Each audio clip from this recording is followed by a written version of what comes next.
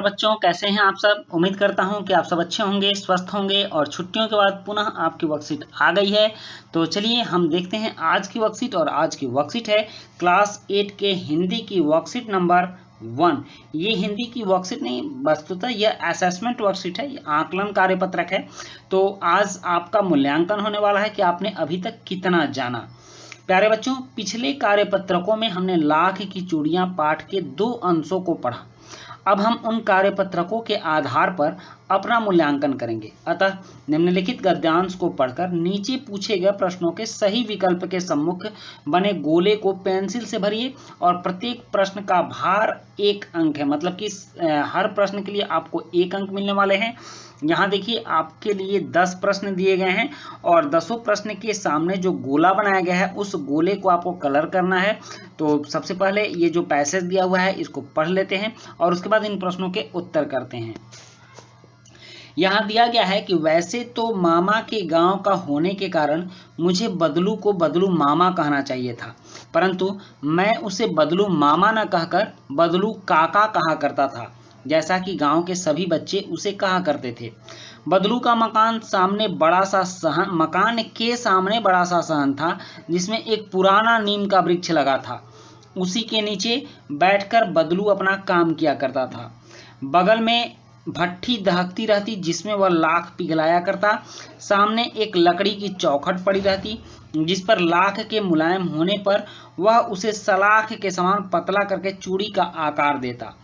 पास में 4-6 विभिन्न आकार की बेलननुमा मुंगेरियां रखी रहती जो आगे से कुछ पतली और पीछे से मोटी होती। लाख की चूड़ी का आकार देकर वह उन्हें मुंगेरियों पर चढ़ाकर गोल और चिकना बनाता और तब एक एक करके पूरे हाथ की चूड़ियां बना चुकने के पश्चात वह उन पर रंग करता। बदलू मनिहार था। चूड़ी बनाना उसका पैतृक पेशा था और वास्तव में वह बहुत ही सुंदर चूड़ियां बनाता था। उसकी बनाई हुई चूड़ियों की खपत भी बहुत थी। उस गांव में तो सभी स्त्रियां उसकी बनाई हुई चूड़ियां पहनती ही थी। आसपास के गांवों के लोग भी उससे चूड़ियां ले जाते थे, परंतु वह कभी भी चूड़ियों को पैसों से बेचता न था। उसका अभी तक वस्तु विनिमय का तरीका था और लोग अनाज के बदले उससे चूड़ियां ले जाते थे। बदलू स्वभाव से बहुत सीधा था। मैंने कभी भी उसे किसी से झगड़ते नहीं देखा। हाँ, शादी विवाह के अवसरों पर वह अवश्य ही जिद पकड़ जाता था। जीवन भर चाहे कोई उससे मुफ्त चूड़ियां ले जाए, परंतु विवाह के अवसर पर वह सारी कसर निकाल लेता था।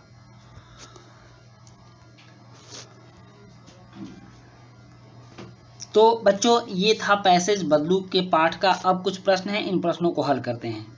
सबसे पहले है कि बदलू को लेखक क्या कहा करता था। तो यहाँ ऑप्शन ए है बदलू मामा, बदलू चाचा, बदलू काका और बदलू नाना। तो बदलू को लेखक बदलू काका कहा करता था। हम इसको गोला लगाएंगे, उसको कलर करेंगे। और प्रश्न 2 है कि बदलू किस चीज की चूड़ियां बनाया करता था। तो ऑप्शन ए है कांच की, बी है पीतल की, सी है सोने की और डी है लाख की। तो इसका आंसर डी होगा, बदलू लाख की चूड़ियां बनाया करता था। उसके बाद नेक्स्ट प्रश्न 3 है कि बदलू का पेशा था क्या। सुनार, लुहार, मनिहार और किसान। तो हमने उसमें पढ़ा है बदलू का पेशा था मनिहार। चूड़ी बनाने का जो काम होता है उसको मनिहार बोलते हैं, जो करता है। नेक्स्ट है प्रश्न 4 कि बदलू के चूड़ी बनाने के सामानों में निम्न शामिल नहीं था। मतलब किन किन सामानों से वो चूड़ी बनाता था, जो कि इसमें वैसे सामान का भी नाम है जो कि वो यूज नहीं करता था। तो मुंगेरियां रखा रहता था, भट्ठी भी उसके पास थी, लाख से तो चूड़ी बनाता ही था, चूड़ी बनाने की मशीन नहीं थी। तो ऑप्शन डी इसका उत्तर होगा। इसको हम कलर करेंगे।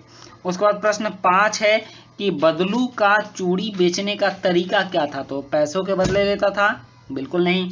मुफ्त देता था, ऐसा भी नहीं है। अनाज के बदले और रुपए के बदले। तो वह अनाज के बदले, मतलब कि अभी भी वह वस्तु विनिमय प्रणाली से ही चलता था। अनाज के बदले वो चूड़ियां देता था। तो ऑप्शन सी इसका सही होगा। नेक्स्ट है बदलू स्वभाव से था। बदलू स्वभाव से क्या था। तो ऑप्शन ए ईर्ष्यालु, बी चालाक, सी सीधा और डी लालची। तो बदलू स्वभाव से सीधा था, इसका ऑप्शन सी आंसर होगा। और बदलू किस अवसर पर अपनी सारी कसर निकाल लेता था। तो ऑप्शन ए है विवाह पर, ऑप्शन बी मृत्यु पर, ऑप्शन सी जन्म के अवसर पर और ऑप्शन डी है मेले के अवसर पर। तो इसका उत्तर होगा ए, विवाह के अवसर पर वो अपनी सारी कसर निकाल लेता था। प्रश्न 8 है कि इन शब्दों में से तत्सम शब्द चुनकर लिखिए। तो ग्राम, ग्राम, गिराव, गंवार। तो इसमें ग्राम शब्द तत्सम है, तो हम ऑप्शन बी को कलर करेंगे। उसके बाद प्रश्न 9 है वृक्ष शब्द का समानार्थी शब्द लिखिए। समानार्थी का मतलब होता है जो उस दोनों का अर्थ सेम होना चाहिए। तो ऑप्शन ए पौधे, बी है पेड़, सी है तृण और डी है घास। तो वृक्ष का समानार्थी होता है पेड़, पेड़ को ही वृक्ष कहते हैं। तो ये ऑप्शन बी पर हम कलर करेंगे, बी को कलर करेंगे। और 10 है पिघलना। पिघलना शब्द का विलोम शब्द क्या होता है? विलोम का मतलब होता है उल्टा। तो ऑप्शन है घूमना, बी है चमकना, सी है बहना और डी है जमना। तो पिघलना का उल्टा होता है डी, जमना। हो गया। तो इस तरह से हम लोगों ने 10 प्रश्न कर लिए और आपकी वर्कशीट भी कंप्लीट हो गई। वीडियो अच्छी लगी हो तो लाइक, सब्सक्राइब, कमेंट जरूर कीजिएगा। मिलते हैं नई वीडियो में। Thank you.